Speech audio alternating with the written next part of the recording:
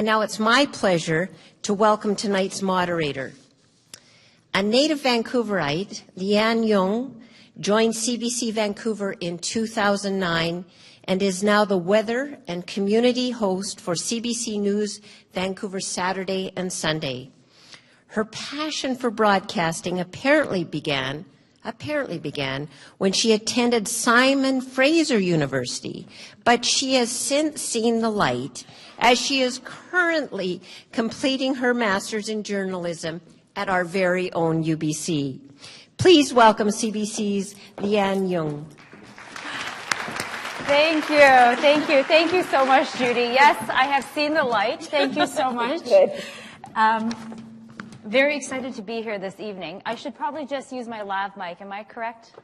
House manager? Yes. All right. I'm going to step away from that microphone. But I recently went back to school after many years of working, and let me tell you, carrying a backpack is very different from carrying a purse, and that took a little bit of adjusting. And in fact, I just came here from class this afternoon, and I did not wear this to school.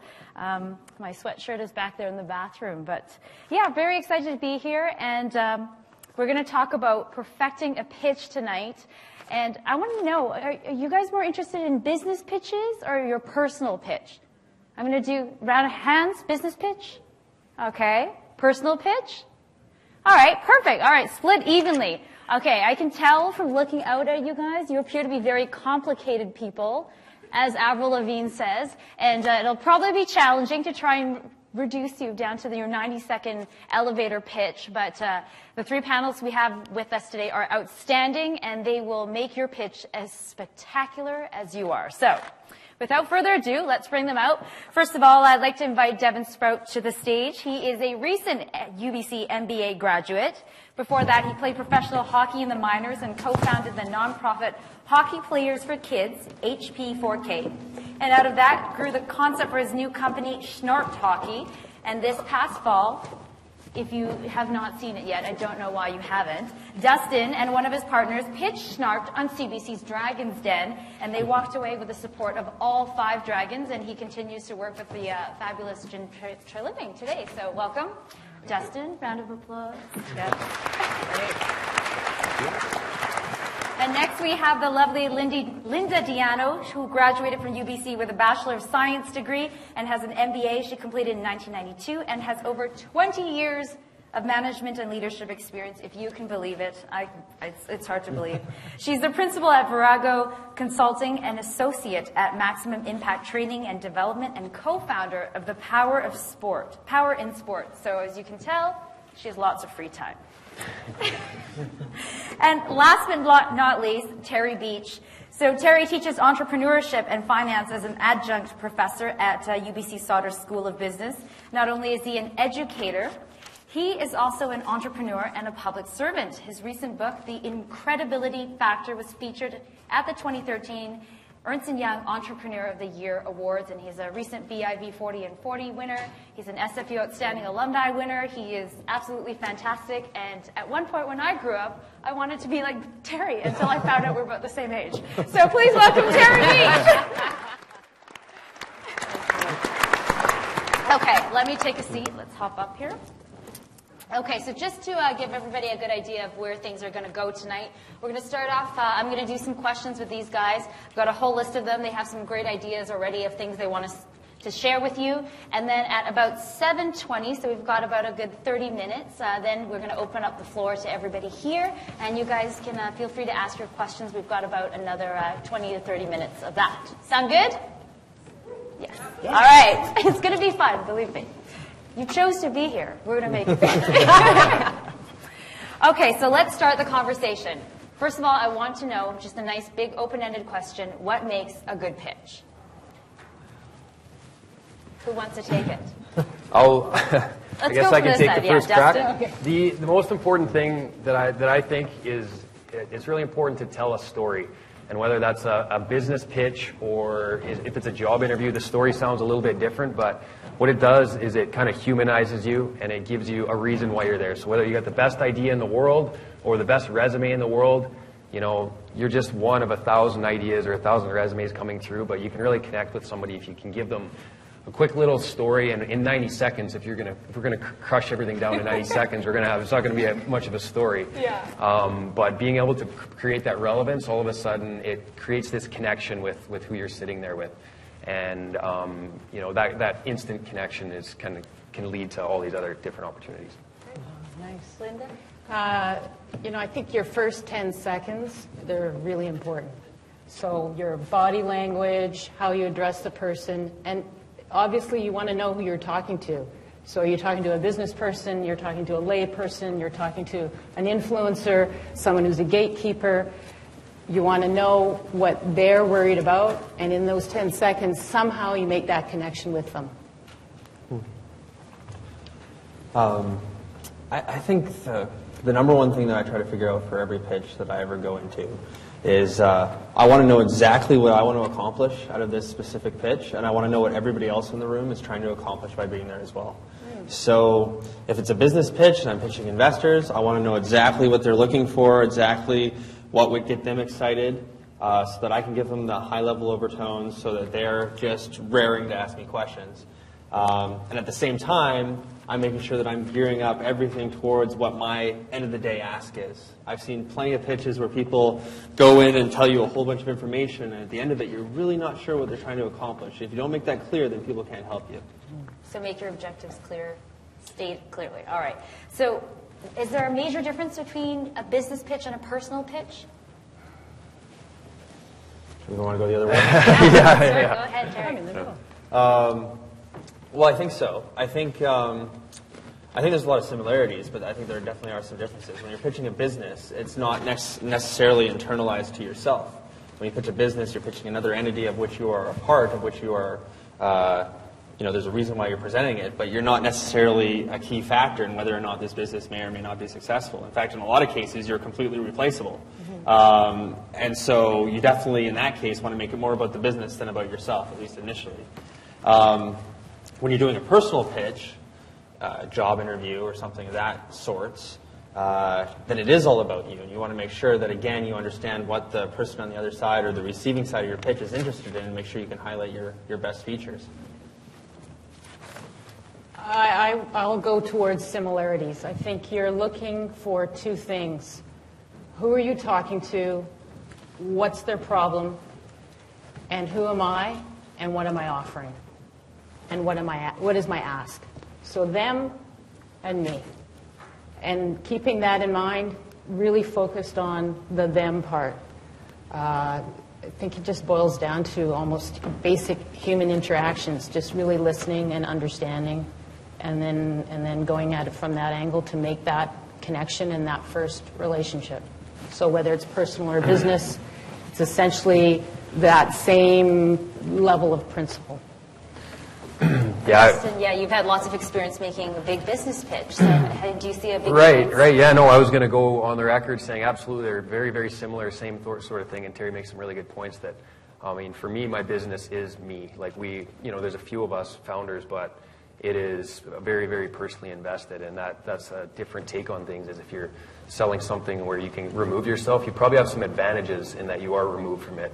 But for me, it's the exact same thing every time I go in. We're pitching.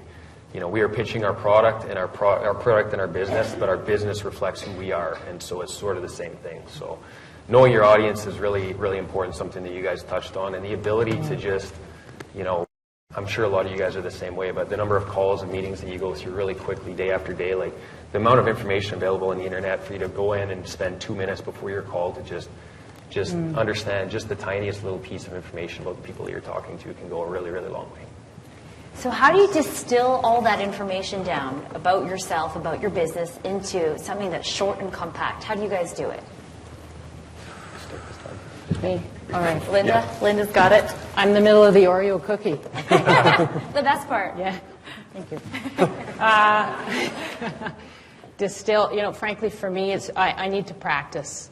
I'm just an experiential person, so I practice on friends, and luckily I have a lot of trusted advisors, so I continually hone, select the words, say it with the intonation, And then, frankly, I just don't get too bent out of shape because everyone is different. So what may appeal to, Joe over here may not appeal to Susie over there. And so, yeah, I try to keep it short, but I probably lean more on being a little bit verbose. And that's just a little bit of who I am. So, yeah, practice and honing and then just carrying on. So do you guys have different pitches for every time you're talking to somebody different, or do you have one kind of set pitch? I think it took me like 2 years basically, and I'm still, every single day I try to do a little bit differently and I rejigger it a little bit, but the better you get at it, I think the more consistent it is. And I've learned now that it's my job to say the exact same thing 90% of the time, otherwise I confuse people because they're seeing something different or they've heard something different or that. So if I can have a really consistent message, and the way I came up with that consistent message was 2 years of talking to people over coffee basically and hearing what they said. Sometimes you say something, and I've got an engineering background, so I just talk spreadsheets and stuff and they don't get it. And then when they message back to me and they say, they tell me what they think I said, and sometimes I'll listen to that, catch on to that, and then I'll just start explaining it that way because that's what seems to make sense for people. Right. Terry? Well, I do highly personalize almost every pitch that I ever give. It's about knowing who's in the room. The overall brand message will always be the same. But in general, I'm always trying to figure out exactly what are these people interested in and how can I make this sizzle a little hotter for them. If we go back to your original question, which was how do you take something, a massively large topic as complex as perhaps a business or yourself, and how do you boil it down into a very compact package? I think one of the easier errors to make, it's that old Tom Sawyer that said it? I would have written a shorter letter, but I didn't have the time. It's very easy to just blurb out everything that you're doing and kind of fill the pages. I prefer to take whatever my top 3 to 5 sexiest points are and make sure that those are completely highlighted in the pitch. And then, of course, if you come out and you say, hey, we're going to make $1 billion, people are going to have questions about how you're going to go about doing that. So I like to get the sexy stuff up first and get everybody kind of excited about it, and then make them drill me into the details. And because there's going to be questions that I know that are obviously going to be asked, those are the extra decks, or the extra slides that I'll have slides for, and that makes me look extra prepared and super confident, because when a question comes down, I can say, hey, I'm glad you asked that. We thought about that too. Click to slide 26. Here's the answer. It gives the people that you're pitching to extra confidence in you as well. Great. And that to me actually sounds a lot like how we actually write journalism stories, and if anybody's in PR, the same way we do PR press releases, you always start with the sexiest stuff up at the top, and then you drill down to the details. So that's a really great tip to take away with a pitch. All right, and you guys have extensive bios. Yes, you do. You indeed do have extensive bios. But I know and I'm sure you guys, it probably took a lot for you to try and come up with all the things you wanted to say about yourself. I find it really hard to talk about myself, especially when it comes to doing a pitch. How do you guys get over that hump of feeling like, I can feel myself turning red as I'm sitting here? But yeah, how do you guys get over that? Yeah, I can do it. I think that, well, She's in the middle, right? I can do it because I believe I'm in service to the idea that I'm bringing forward, that this idea is not really mine per se. It's an important thought or expression that's important to share now, but I have no confusion that it's not mine, and that to serve it, I really need to understand why I connect with it, why I feel that I am the bearer of this idea. And so from that perspective, I can sit back and say, well, this is how my experience aligns with the idea. And really just, I think what you were heading towards is kind of the ego stuff. And really, everyone has valuable experience. It's just a matter of mining through it and seeing how does that relate to this idea? Why am I here with this idea at this point in time? And how is my experience support that, add value, and make it so that I can bring it forward? Great. Dustin? I don't have a great answer to that. the question is sort of how do I get up and talk about yourself and feel that it's like I am the greatest thing that's ever walked in this room today. If you don't hand me that $100,000 for 10% of my Schnarp company, you are silly. Okay, that makes more sense. Call it a definite tough skin, and then I don't know. I like I mentioned before, telling the story. Like it's not about me; it's about the story, and I think it's an awesome story, and I happen to be one part of it, but I love telling the story, and if you don't like listening to it, then you're not my target audience, and I shouldn't have wasted my time on the phone calling you in the first place. Right. You know, so I sleep at night. And Terry? Well, I think that last point was a great one. I mean, I think it was 8 investors that said no to Google before they finally got their investment. Right? I think when it comes down to it, I think people are generally too shy about their own credentials and their own abilities. In my experience, genuine, actual genius is incredibly rare. There might be a couple thousand true geniuses in the entire world, and those people are generally focused and genius at a very specific thing. The people that you find are successful, that find their way at the top and become CEOs of companies or go on to lead large organizations or become the mayor of Toronto or whatever, are people that are willing to either outwork or outlearn everyone else, right? So put in the time, put in the energy, or outshout, right? The people that are willing to go out there and actually make the ask. And so many people are shy about doing that. I had before we had smartphones, we had those little flip phones, and you could put that one little message on the... Motorola, welcome. This is being videotaped, isn't it? All right. So, I'll be brutally honest, right? So my flip phone, I had a mentor when I was in university, and he gave me a saying. He said, nice guys finish last. I said, I had an explanation as to why. I said, nice guys finish last because they don't ask for what they want. And so I put that on my flip phone, so I would always open it up. And I always try to practice that. I mean, if there's something you really want to go after, whether it be a scholarship or a job or a promotion or you want some extra days off, if you're not willing to ask, you're never going to be able to get it. So if you're willing to, kind of get out there and make the ask, that's almost half the battle. Trying to justify the ask, that's sometimes easier than actually just getting the guts to go out there and make the ask in the first place. Right. Recently at the Super Bowl, right after the Seahawks won the game, I think Russell Wilson, who's the quarterback for the Seahawks, went up there and said that, everybody said to him, stop asking yourself, why not me? Why me? Tell yourself, why not me? It should be me. So just really owning your power and believing what it is you're asking for. All right, so when we make mistakes, that's usually when we learn our biggest lessons. Can you guys share a couple stories of some of the biggest mistakes you've made with pitches? How much time do we have? Maybe just one story per person, all right.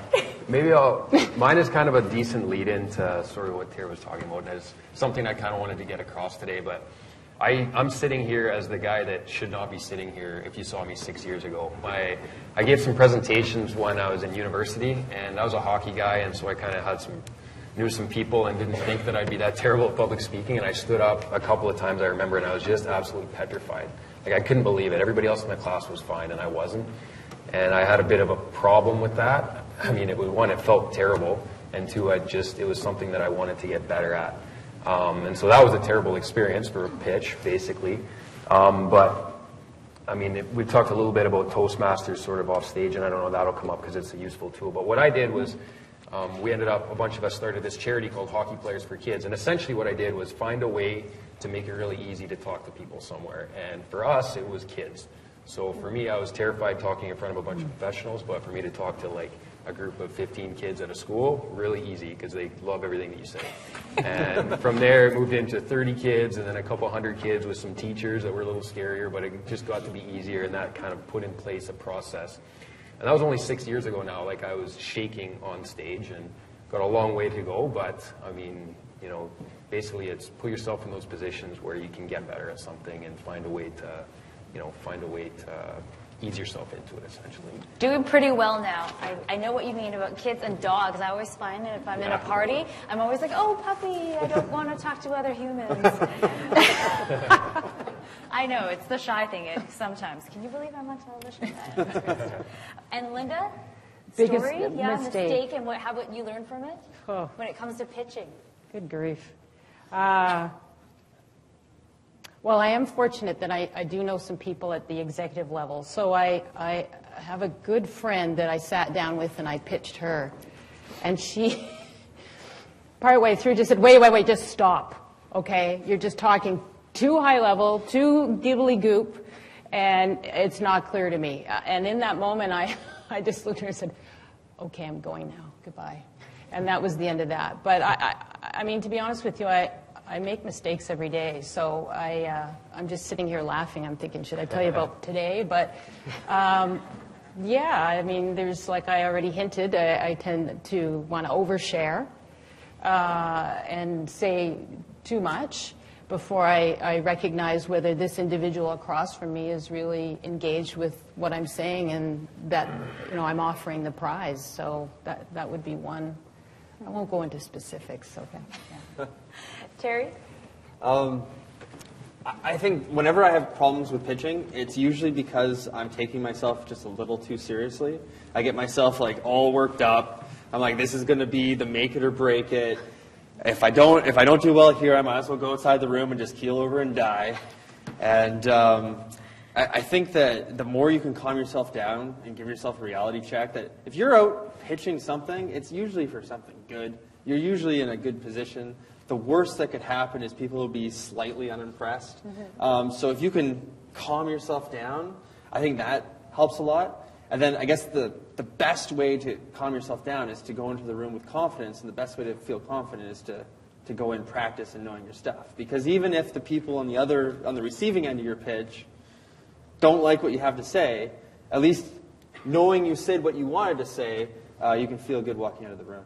Yeah, absolutely. That makes a big difference. Yeah, go ahead. No, I just wanted to add that while you were talking, I think it's really important that you know yourself, what your tendencies are and what mistakes you tend to make, because those will not be isolated to pitching.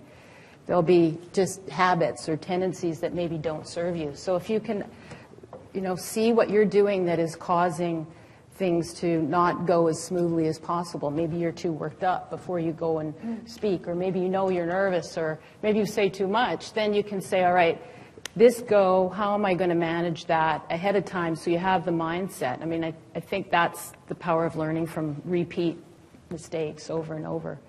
And yeah, I just think that would be the benefit of it. Great. And I'm sure you guys have pitched lots, but you've probably had people pitch you as well. What are some of the common mistakes that you've seen? Well, I got a good one. You got a good one? Go ahead, Terry. So I get a lot of my students to pitch businesses, and I see almost every group start with this problem. And I don't know exactly how to describe it. I usually describe it as the difference between talking with an active voice versus talking with a passive voice. So you'll see it where somebody will come into a room and the wording that they use actually highlights and points out what their weaknesses are. So they'll come in and they'll say, you know, we're trying to get customers and we're hoping to be the world leader. And those things just immediately say, well, I guess you're currently not, and I guess you're having trouble getting there. And it just doesn't read confidence. Right. But somebody comes in with more active language like, hey, we are XYZ company, global leader in this. And we are doing this, and this is happening. And yeah, there's problems, and every business has problems, but we're going ahead, and we're going to solve those problems and fix whatever comes at us. It makes a huge difference in sort of, you find yourself nodding when they're saying things. You find yourself getting excited and going forward. Whereas when people are saying things like hope, or we're attempting to, or we're trying really hard, it just doesn't give you the same confidence. And so going in like you're already there, like you're already successful, makes a huge difference in owning the room. Right. So if you were to walk into a situation where you're doing a job interview and someone says, tell me about yourself, instead of saying, I'm learning about, or I'm trying to learn about social media, just say, I'm learning about social media, or I know social media. Or I'm becoming an expert in social media. Exactly. Becoming an expert in social media. Yeah. Well, I think even in the personal interviews, something that is also active as opposed to passive is when I go into an interview for anything, I already internalize like I have the role.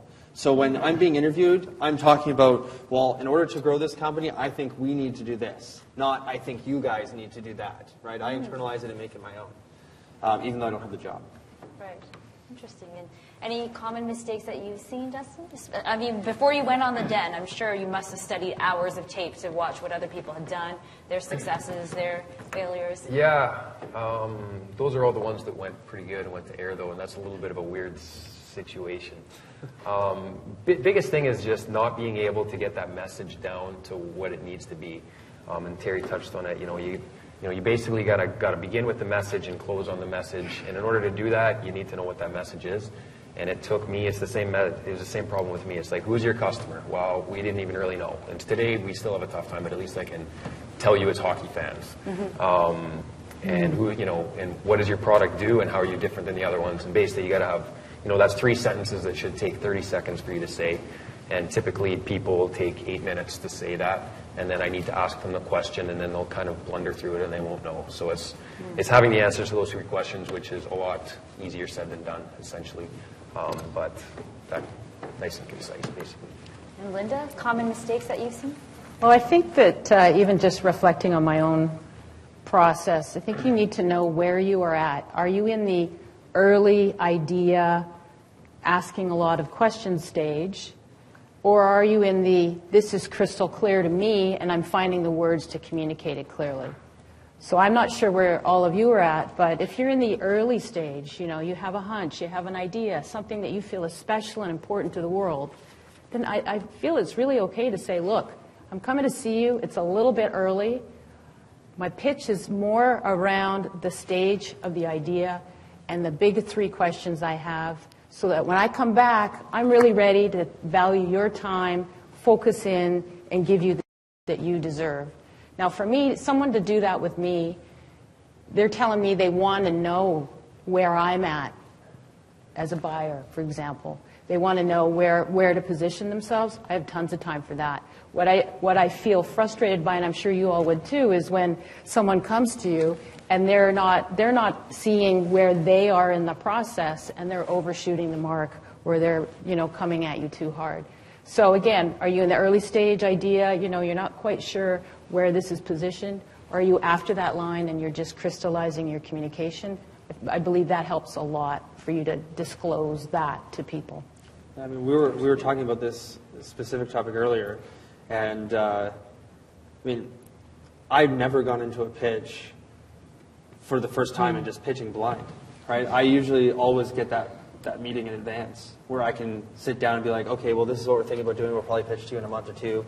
What do you think, right? Why would you reject it, right? So I can go in with more confidence. And even with job interviews and the like, I'm meeting with other people in the company, and if I can, I'm meeting with the people that are making the decisions well in advance, so that when I actually come into pitch, it's more of a, it's not like, I don't leave anything to chance.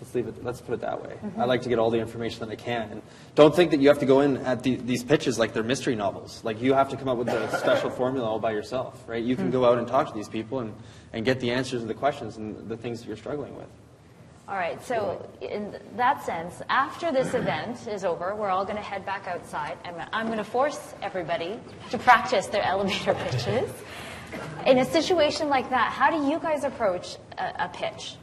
In a room full of people that you may not necessarily know, you don't really know who the audience is, but everyone says networking is key, so you've gone to your networking event. How do you approach your pitch? Didn't tell us this question was coming. I can take a flyer if you want. No, I'm just kidding. We talked about it a little.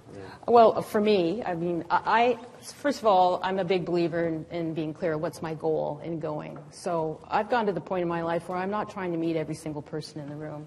I trust that when I walk in the room, that I am going to meet the people that I need to meet in that space. I may be somewhat directed and say, wow, Dustin's a neat guy. I really want to talk to him. And strike up a conversation. I know he's into sports, so I'll start talking sport, and go from there. And I just keep it really. I don't try to overburden the experience. And frankly, I think 3 great conversations in my mind are better than 10, surface, vague connections where you exchange cards and run away. I think. Networking is kind of a dirty word. It sounds like you're using the event, right? Totally agree. It feels awful. If you go into it more of with a relationship building approach, I always try to go to these events, and if I meet somebody new, I'm always looking for a way that I can provide value to them before I ever look to make an ask or ask for something from them. And I find, just as a general practice, that if you try to do that in general, I mean, if you look at the millionaires and billionaires and the presidents, the prime ministers of the world, and you examine how they got to where they are, all of these people have created enormous value for other people. That's why they've either made huge wealth or attained power. So when I go into a networking event, it's not about how many of your cards can I get or how many people can get to know my name. It's how many people can I meet and how many people can I help and how many relationships can I form where I potentially will be able to add value to somebody's life. And that value just has a way of kind of coming around and helping you out later. So it's internal and it does help you, but I think it's a better way of looking at those types of events. Dustin? And yeah, just like you say, networking is a dirty word. I totally agree. It's about making friends, and we're here because we're passionate about this and we want to talk to you. And the easiest thing to say to approach me is just, hey, that's I think it's really cool what you've done. I've got an idea. I'd love to get your feedback. Like, bang, I'm in. I would love to give feedback. Where I can. I only know so much, but anytime people, that's you putting value in what I have to say. I mean, that's great. That makes me feel good. I'm willing to help wherever I can. So everyone's going to pelt their business cards at Dustin afterwards. Yeah. But going back to what you said, Terry, one of my favorite books is Never Eat Alone. Is that, I think, Keith Bradley? If you guys have a read, like that, it's amazing what he talks about, giving people value and really just, just making sure that you're there for the relationship and not just to hand out business cards for the networking aspect of it. All right, so Linda, I've been introduced to an idea called the straw dog. So tell us about that and how you see it's helped teams that you've worked with. This is something that's all you, straw dog. Yes, well, some time ago, so one of the experiences I've had is working in collaborative team environments, so anywhere from 5 to 15 people in a room, each with independent expertise. So this would be in a sort of a knowledge-based corporation. And my insight was that people were coming into the meeting with their ideas over-formulated. Almost a sense of, I'm the expert in, let's say, analytical sciences. This is what we're going to do. These are the issues, and this is why. And I found that by just taking the edge off in the conversation and saying, look, you know what we're going to do? Let's come with our early stage ideas before you've bolted them down so that we can share them with the group. The group can understand the pros and cons of going one way or another, be able to feel a part of the process even though they themselves are not the expert, because ultimately we're all integrated in this process. And so we would talk about the straw dog. It originated actually from a company in the United States that we worked with. So we'd say, okay, you can come with the straw dog. Don't even type it up. Just hand draw it, hand write it, come and present it for 10 minutes in a group meeting before you lock it down so we can comment, we can understand a little bit, and then 2 weeks later, we're all not surprised. We've had an opportunity to mesh, maybe have some offline conversations and move forward. And it actually ended up working pretty well. Like any process change, you have to continually talk about why it's valuable to do it, but the value eventually became self-evident. Very neat. And I guess we're getting close, so I'm going to ask, I think, 2 more questions before we open up the floor. Okay, I had a question all formulated in my head, and now it's just like disappeared. Okay, that's right. So you finish making your pitch, and then afterwards the person's like, thud, you hear nothing. What do you do then? I would just ask for feedback personally. Like, I don't know. Sometimes I've had really good pitches where it sounded like it was just, well, I shouldn't call it a good pitch, but a good result out of it, and it felt like a thud. Sometimes it's on the phone. It's really tough to tell what people are thinking on the phone. It's just complete silence, and then I just sat there, and finally it's like, well, what do you think? And then it's like 2 or 3 words, and we're in. Oh, okay. Well, that's a good thud. That's a good thud. Yeah, but I wouldn't just, You never really know how things are going to go, and just the best thing that you can do is get people's feedback, and if it doesn't go well, then make sure that you get the feedback so that the next time with them or with somebody else it does go well. Linda?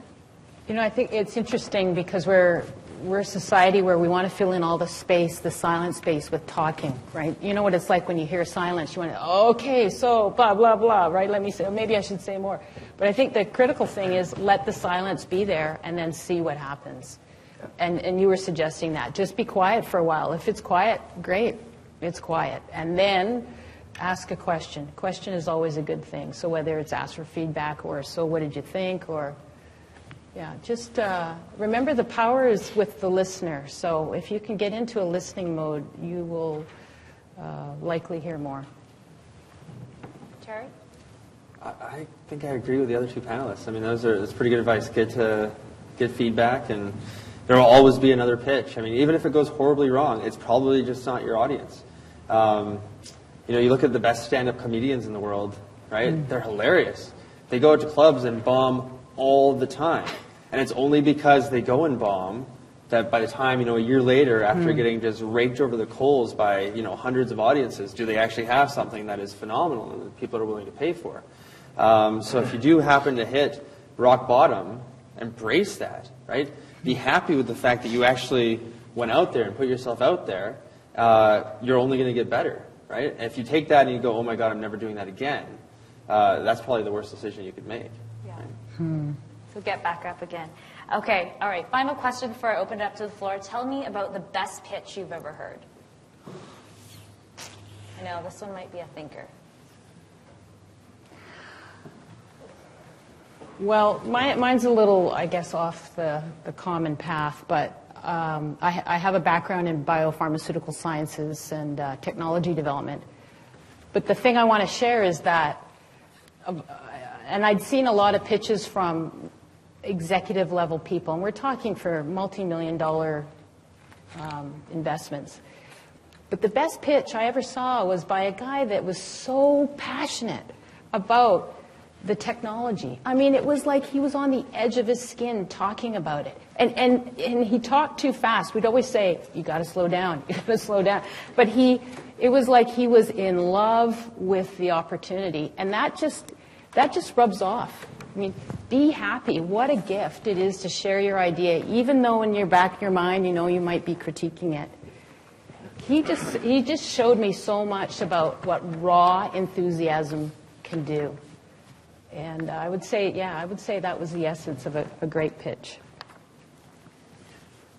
I was totally stumped until you started talking about passion. I just started, nobody really pitches to me. I don't have any money or anything like that. So feedback, though. You've got great feedback. Coffee. I go for coffee, so it's tough to pick the best coffee interview I've ever had in my life. But the one that came to mind, I started thinking about some really inspiring TED Talks, because essentially that's a pitch.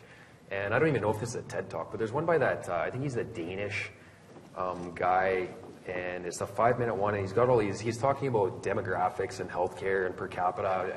It's been emailed around 1 million times. I bet a third of the audience has seen it. But he's up, and he's this old guy, and he's done statistics for like 10 years, but he's got these moving bubbles all over the place, and he's explaining like in 3 dimensions how these like things are moving around. He's just extremely excited about these statistics. And it's just what you said about the passion, and I was ready to buy anything that the guy had, because it's this old guy jumping around on stage with these imaginary bubbles going around, so it's pretty cool. Great. Terry? I've been struggling the whole time. My mind's just been turning, just been like, okay, which one should I talk about? I think what might be more valuable, I'm going to kind of skirt the question. The true politician. For the audience. That's practicing. Avoided talking about that sometimes. If you're looking to do an actual business pitch, one of the best kind of template decks that I've ever seen is called VC Viagra. It's got a little bit of sexual innuendo in it, which makes it hilarious, but it also could be semi-offensive, so my apologies. But in terms of laying out the standard format that investors like to see, it's one of the best documents that I've ever seen. I've seen many of my students and people, real entrepreneurs, pitch for millions of dollars and win with that template. And it's easy to look up. It's called VC Viagra. It's by Dave McClure, who does a whole bunch of startup stuff down in San Francisco. And it comes with a whole bunch of examples, and I think he's even got an hour lecture on exactly what every section means and how to approach every section. And if you need to get a pitch done for a business in like an hour or in a week or in a month, that's a wonderful place to start. It really walks you through kind of what would get investors excited about your business. On that note, on how to get people excited, you can also turn to VC Viagra. Excellent. And but if you're looking at a job opportunity, it really sounds like be in love with the opportunity. I think those are some great words to walk away with, Linda. So, and now it's time to open up the floor and turn it over to everybody who's been so patiently waiting. There's people out there. Yeah, it's amazing. I know, now we can see you guys. Anybody? Questions? We've got people with microphones. Christina's got a microphone. Come on. Another Don't be shy, microphone. Mickey, There ask. we go. We won't make you do an elevator pitch before you introduce Good. yourself. I was just wondering, when it comes to personal pitches, how deliberate are you when it comes to actually formulating the pitch? Like, do you actually sit down with your personal pitch and write it down, write notes, and practice it? Or do you put together just a structure that you can kind of adapt to different situations? Or do you just kind of wing it? Me personally, like, I'm in a little different situation because my personal story and my business story is the same. I say it's 80% shrink wrap because I'm comfortable saying it and people get the message, and then I customize the beginning and the end. You know, important customization, like knowing who these people are, but from there it's introduction, you know, it's customized to who the person are and why they actually care, and then I filter in sort of the story of why, you know, why this is relevant and why am I relevant, essentially. I'm kind of the anti-pitch. I know that's probably a taboo thing to say, but Why is she here again? No, I'm just kidding. to wear blue because you're wearing yellow. That's right. We've The got UBC Thunderbird blue colors. on. There you go. I think you just, you know, imagine you're talking to someone and all you do is talk about you, me. That doesn't go very far. So it's a conversation. I think the focus in my mind is a conversation and where you're adding value, but not, all I'm saying is don't sound too pitchy. Like, maybe write it down, but then it's a conversation. If you sound too pitchy, as you all know, you feel like you're being sold something, right? So I think that would be at this moment, my main thought. And I do want to talk about Toastmasters, because Toastmasters at some point, if we can, it helps you get away from feeling too pitchy. And Terry? I'd say if you're in front of investors, you're pitching. I mean, you're going to talk for 15 minutes and they're not going to say a word, generally. They might interrupt with some questions. So you're kind of driving the show. In that case, you got to be fully prepared. If you're in a job interview, generally they're driving the show. So, you know, I might have my 4 or 5 best ways that I can be an asset to that company, and I'm going to find ways to weave that into the conversation and ask smart questions when that comes around. If it's a media pitch and you've got, I probably talk to this more than anybody else, and you've only got a certain amount of time to get your message across, and I just usually come up with 1 or 2 key messages, and I figure out how to say that over and over and over and over and over again to make sure that the main reason why I'm there isn't lost. So I guess 3 pieces of advice for 3 different situations. Thank you. And I know, Linda, you wanted to bring up the Toastmasters, so that was one of the questions that we had thought of earlier prior to the session. Do you guys practice your pitches? And I know that Toastmasters has been of some help to all of you, actually. So if you wanted to share your experience. Well, yeah, I'll start. I mean, Toastmasters for me, first of all, I'm not a group person. I don't like organized group things very much. No, I mean, I just want to say that because you think Toastmasters, you think, oh, that group, right? Like Rotary Club group. But what a pleasant surprise and a breath of fresh air. Every club is different. And the thing about Toastmasters is if you're really working the program, you're working on connecting, delivering a message, and seeing that it lands with people. Well, what a beautiful way to practice communicating, so that when you're going out and sharing an idea, you're looking to see, is this landing? Is this connecting? Am I regarding the person I'm speaking to? So that's what I mean about Toastmasters. And there's no risk in Toastmasters. You stand up, you blow it, you show up next week, and you do it all again. And the group is supportive. So that's a wonderful environment to practice if you can't find other places to practice your communication skills. Because your family can only take so much. And the dog. The dog just won't listen. Terry, I know you've done some Toastmasters as well. Yeah, I originally got involved in Toastmasters when I originally got involved in politics. So I started in 1999 and did it for a couple of years. And I've been out of it for a while, but it was a fantastic experience. I had a similar experience. I was pleasantly surprised by how great it was. I've been looking for an opportunity to get back in. And actually, I have a twin brother, and he's in a club, and he's been doing it for about a year. And just watching the difference in his ability to pitch and give speeches and give presentations is actually what's making me go like, oh, maybe I should get back involved again because he's getting really good. Great. And Dustin?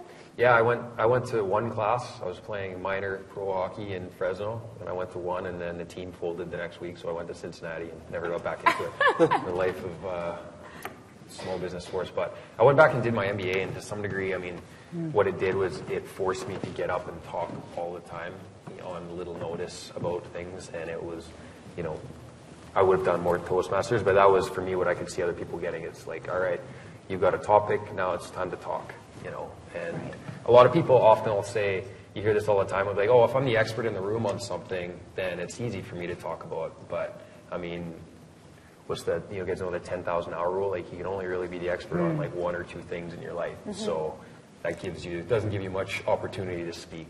So Toastmasters and the MBA program are really good for that. Great. I know my husband's used the Toastmasters trick, which is show up to one class, and then the next job interview, you can say, my weakness is that I don't like public speaking, but I've been to Toastmasters to try and correct that. So you can always try that one. Okay, sorry. I think we had a question right up front here. Hi. I just want to say thanks for being here, first of all, because, well, for one reason, is I'm taking a class in solder, and next week we have to do a pitch, so it's really perfect timing for me, so thanks. And Terry was talking about getting a pre-pitch interview or a pre-job interview, and I just wondered how you would go about doing that, what you would say. Do they think it's weird, Yeah. Oh, that's a great question. And I can totally see where you're coming from, because I felt exactly the same way when I went to go about doing this. But now that I've done it so often, it doesn't feel weird at all. So, as an example, when I was going to pitch for my first round of financing, I was trying to get $500,000, and I didn't want to sell more than 20% of my company, and nobody was telling me that I could get it. And if I had gone in and just pitched what I had at that time, I would have never got the money. That's not what I did. I went and I got introductions to a whole bunch of venture capitalists and angel investors, and I went with the feedback approach, like what was discussed before, which is, hey, I'm kind of working on getting money, might be coming in a future for a future pitch, etc. I've got some slides. Can I just come and get 10, 15 minutes, take you out for a coffee, whenever it's convenient for you, make it as convenient for them as possible, make it so that it's very hard for them to say no, and then they actually get invested in what you're pitching, because the next time that you see them, they're going to see a piece of them in your pitch, and they might discuss with their partners, is like, oh, well, between the last time I saw this person and now, they've improved a lot. But more importantly, you're going to be able to ask them specifically, what is it that you're looking for? What is your evaluation criteria? How are you going to judge this? And all of that isn't supposed to be secret, even though it feels like it sometimes. It's supposed to be just straight up public information. For job interviews, you might not be able to get a meeting with the actual recruiter because they're probably busy meeting all kinds of people. But it should be rather easy with LinkedIn or just through personal networking or whatever to either talk to somebody that's had that position before, somebody that has worked with somebody that's had that position before, or to talk with somebody that has that position in another company. So you can look at not just what the job description is, which you probably know already, but how are those people held accountable? What determines whether or not they're doing a good job? And then you can speak to those things when you go into the job interview. And is it strange? Not at all. That's how people get the jobs. That's how people get the money. Right? So I definitely encourage you to do it. The only cold call you should ever make is a warm one. Seriously. Because, and it creates value, right? As soon as like an interviewer, you walk into an interviewer and you tell them, so-and-so, I talked to your colleague already, and they're like all of a sudden, oh, okay, right? Changes the game for you all of a sudden. You're one above the rest. All right. And did you guys have anything to add to that?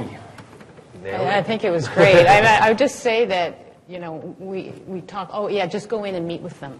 Well, how, right? And so I think it's just the relentless pursuit of trying to figure out who do you know that can use their influence to open the next door, that can refer to the next. I mean, it's work. It's not, Terry can walk in. I'm Terry, hi. But for other people, right? For other people, you're thinking about who do I know that knows someone, and make it a game, because maybe you get 50 no's. Then say, I'm committed to 51.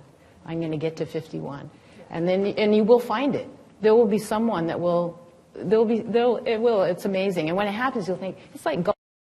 You hit one good shot on 18 holes and you think, I'm going to play this game forever. The rest of the time, it's in the moat. Okay, that's me. Anyways. No, that's everyone. But yeah, I mean, that just goes back to what Terry was saying about adding value every time you meet a new person, right? And hopefully one day that relationship will pay off. Yeah, and just the way that you go about asking too. Like I've learned sometimes, like with email and things like that. One, any email you write's got to be like 2 sentences long, basically now. I've realized that because nobody's going to read beyond that, and people open stuff on their phones now, so they're not going to. But sometimes just because somebody doesn't respond to your email doesn't mean it's a no. It's just like people lead busy lives and they check it on the bus and stuff like that. So it's not, if you're not writing them a novel, then it's okay to follow up like 2 or 3 weeks later and be like, hey, like I was, it's showing that you're passionate about something. And I've had that happen to me where I was just in a really busy spot for a couple of weeks and somebody wanted a coffee about something probably related to Dragon's Den and hit me at the right time. I'd love to go for coffee. So not responding to an email is not necessarily a no. Just one last point.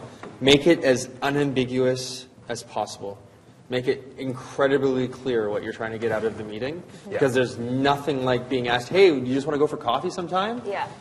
No, Yeah. I absolutely do not. You want to go for a random coffee for who knows what, right? Yeah. So make sure that you lead it up and they know exactly what you're looking for.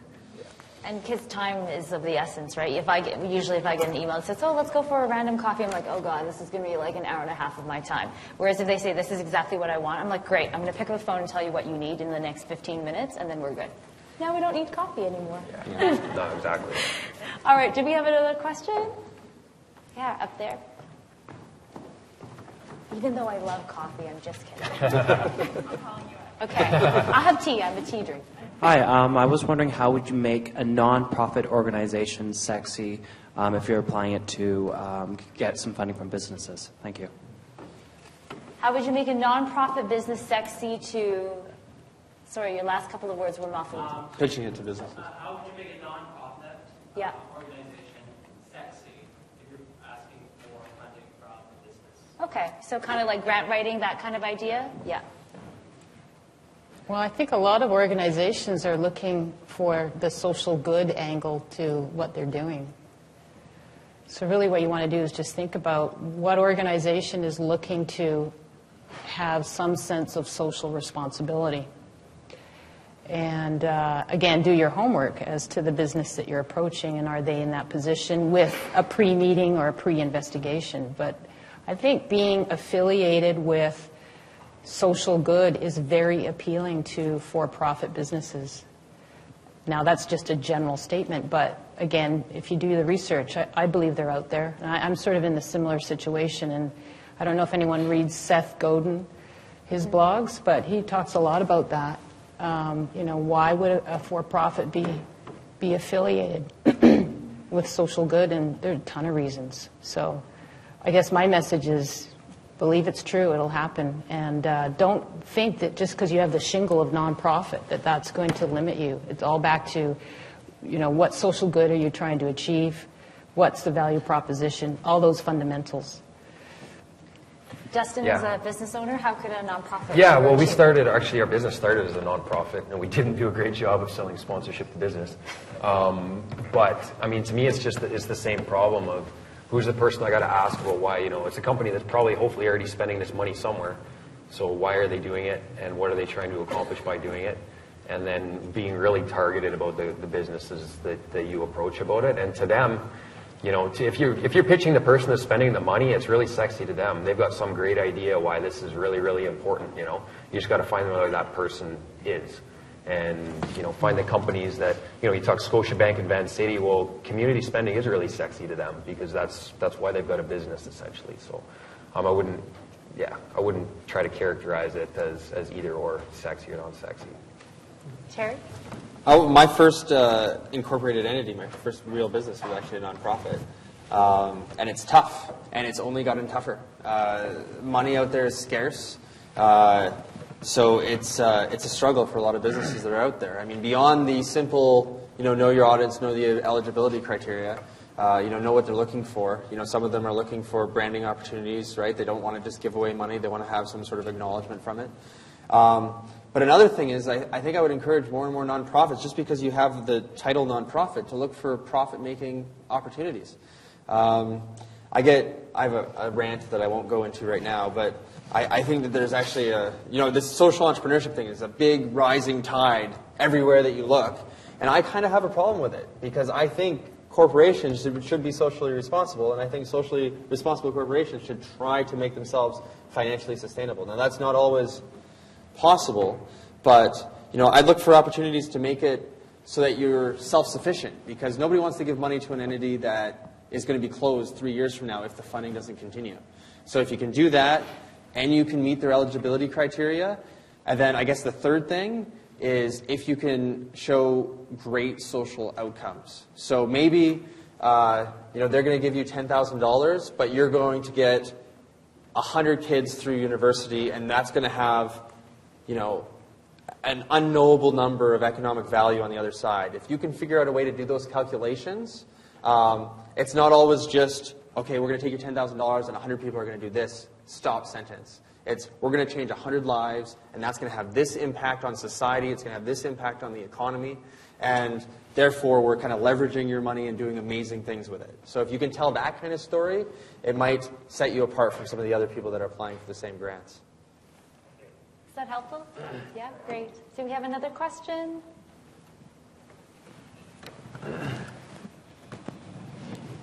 There goes the phone. In terms of your pitching, a lot of people kind of go into their pitching with just focusing on what they do. How much do you guys plug in why you do it? Your heart, your connection, your passion behind it? Because I find you can create a much greater relationship and connection that way as opposed to just pitching, hey, this is what I'm doing. But you guys were touching on a little bit on the social good side of things, but I wonder kind of if you might be able to go into a little more detail on that. Yeah, so where does that fit in that upside down Yeah, pyramid? no, to me that is kind of what I tried to lead with. I just didn't articulate it properly. But, the story is my passion, basically, right? And that is who we are, and that's why we do what we do, essentially. And for us, we came out of a charity. We were connecting kids, hockey players to kids in their communities around the world, and then we came up with a way to scale that using digital technology. And we love connecting pro hockey players to kids. We did it face-to-face with them. Now we found a better way to do it. And that's essentially how we lead, and it's like there's images behind me of, players talking to kids, essentially, and I'm smiling because I love talking about it. And then from that, everything else makes sense, And if that person doesn't like the story, then that's not the right person for us to be talking to, essentially. And then the details and the graphs and all that stuff is, nobody really cares about that. Well, I shouldn't say that. I'm sure if you're in finance, you really care about that. But, Yes, yeah. But, Linda and Terry, how important is that why question? Where does that stand in your pitch? Well, I think you have to clearly be able to articulate the why, but it also goes back to who you're talking to. Now, you might be talking to someone who doesn't really want to hear you lead with why me. So that's important in your, early on research about who you're talking to. But I think it goes back to be prepared to answer the question, to tell and weave that story. I like to think of Barack Obama when he was running for president. He wove a story about his whole life, about why that led him to be this most amazing man. And I really took a lot from that. So I'd say be prepared to answer the question succinctly, have your backup slides if you're using slides, and then know who you're talking to, because that may be the thing to lead with. It may be something not to bring up at all until you have the chance to go for coffee or cocktails or what have you. Terry? I think it comes back to if you want to be the best at something, or if you really want to excel at something, then you have to be, in most cases, willing to outlearn and outwork your competition.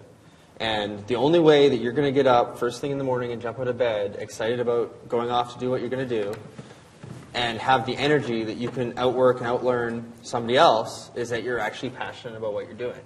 So if you're waking up and dragging yourself out of bed to go work on something or to go to the pitch, and you just constantly feel like a drain on your insides, deep inside, you're just like, oh, why am I doing this?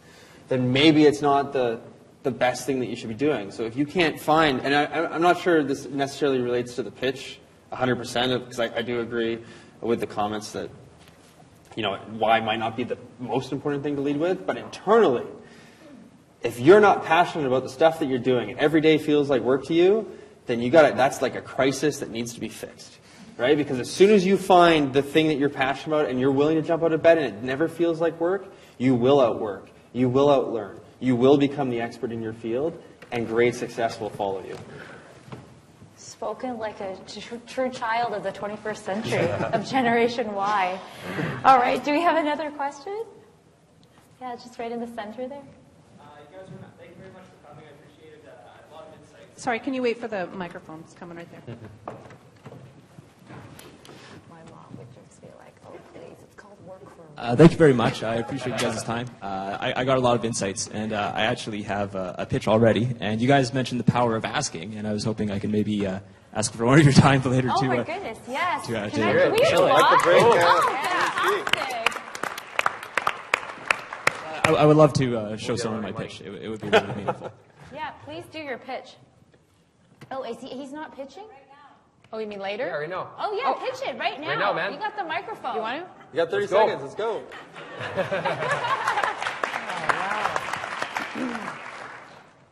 So basically, Canada Day in Vancouver is a 225,000 person spectator event, and our objective is that we want to make it's the second largest Canada Day festival in Canada, and we would like to make it the most memorable and inspiring event in all of Canada. And what we would like to propose is to perform a trampoline competition there. And so Canada Place is uniquely located in that it's on a dock above the water with the mountains all around. Myself and my partner, we have over 30 years of experience performing trampoline shows, and we have a new, never-before-seen, unique event that will combine athletes from a variety from skiing, snowboarding, trampoline, and diving. And we think it would just be an incredibly memorable event that we would like to present. And yeah. Wow. Hopefully you guys will get to see it. Should we do a little feedback? Well, the first thing, I don't know what he wants. I know what he wants. I know what his end goal is, but I don't know what he wants from us. I don't know what he wants from people in the audience. There's going to be people that see it on camera now, right? But we have no idea what he needs in order to make that happen, right? So that was my biggest thing. It's like, oh, trampolines at the Canada Day. All right, cool. I have my little pitch book over here. The visual aids are very helpful. All right. Linda, Dustin, any thoughts? I thought it was really good. I was excited. I was into it. I'm the wrong guy to be able to do anything to help other than show up. But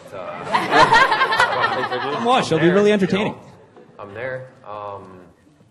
What else? I had something else, but I can't remember. You have a budget? Can we get tickets? Yeah. Oh, yeah, like who? Why are? Do you have a budget? We do have a budget, and it's a free event to attend.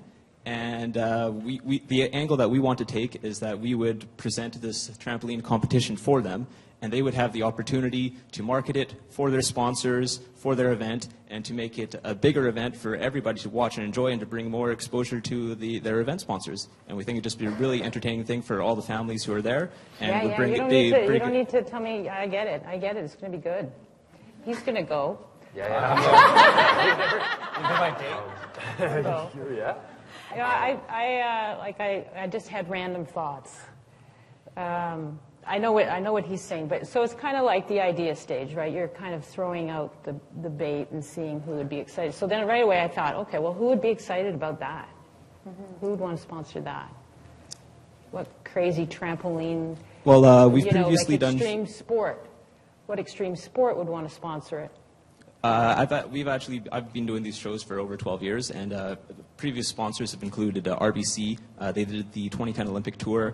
Coast Capital is the current sponsor of Canada Day at Canada Place. We've done event tours for Bell. There's all sorts of... You've got your list. What I was going to say is, you kept saying our and we are going to do this and we're going to do this. And my question was like, okay, like who's we and why are you relevant to this? And then now you just told me you've been doing this for 12 years and you put on amazing shows. So if you lead with that, you can lead with just in half of a second, like, hey, I've been putting on, I've had success in this space and now I've got a beautiful event, I've had success in this space or whatever. It like gives yourself this tiny little bit of relevance, like, and the credibility right off the top. Yeah, because like otherwise it could be, I could have said the exact same thing and like, I don't know anything about any of that stuff. I'd have no relevance, right? So you have the relevance, so just make sure that that's really quickly and humbly put, but to say, hey, I've been doing this. I'm the expert in the room. Now listen up kind of thing would be a bit of feedback. All right, I just want to make sure we've gotten all the questions from the rest of the audience, because I'm after in the networking event, you guys can take this offline as well. Mine is well asked since it's right here. I would like to hear your personal pitch. You know what? I actually I'm so thought of that. I curious. didn't know if I wanted to put these guys on the spot. Are you guys comfortable with sharing your personal pitch? Do you have one right now? I can do one. I can always do one. Yeah. Terry's always done. There's a saying, never give a politician a microphone. How long do I have? 90 seconds. We're watching I'll the time clock. it for you. 90 seconds. All right. Yeah, here we go. So, I am seeking the Liberal nomination for the riding of Burnaby North Seymour. It's a brand new riding. It's an interesting riding. It's actually one of the province's most controversial ridings. It takes the east half of North Vancouver and combines it with the north half of Burnaby, North Burnaby, combines it together. There currently appears to be no incumbent in the riding, which means we're going to get 3 brand new candidates from the major parties. I am going to be one of the most politically experienced. I served as Canada's youngest ever elected official. Was elected to office for the first time when I was 18. I bring entrepreneurial experience. I have several companies that have been very successful, award-winning companies. I also am an educator. And I think what ties those two great skills together is education and entrepreneurship are empowering forces. They're forces that allow anybody, no matter what your position is, to rise within one generation from having no money and no support network, which is the background that I come from, to a place where you can achieve any type of success. Justin Trudeau, in this next election, is going to make a pitch to all of you, which is going to be to give the middle class its first raise that they've had in the last 30 years. I want to help make that happen. Please come out and nominate me for the Liberal nomination for Burnaby North Seymour. Thank you. Fantastic. All right. He did it in under 90 seconds. There we He go. did it in under There we 90 go. seconds. Great. All right, Linda. So all of you came here looking for a little something tonight, and I hope you got it. Something about pitching and putting yourself out there. But I believe there's something else that many of us also want, and that is social connection. And I want you to think back just for 1 second to 2010, the Olympics. Now, I know some of us were a little skeptical ahead of time as Vancouverites, but it happened. Remember the red mittens? Do you remember the opening ceremonies? How many of you felt proud to be Canadian? Yes. Well, next year, Canada is hosting something similar that I believe can bring social connection. And that is the 2015 Women's World Cup of Soccer. How many of you have heard about that? 24 countries, 6 Canadian cities, all in the month of June. 52 games of soccer, gold medal game, Vancouver. Now, I'm inviting you to take 60 seconds. You pull out your cell phones. Please pull out your phones. Go to ideclare2015.com/yes. 15 seconds. ideclare2015.com/yes. Are you playing with me? 60 seconds, you can add your name to declare 2015 the year of women in sport and knit Canadians together to celebrate sport and a breakthrough for men, women, and children. 60 seconds. Thank you.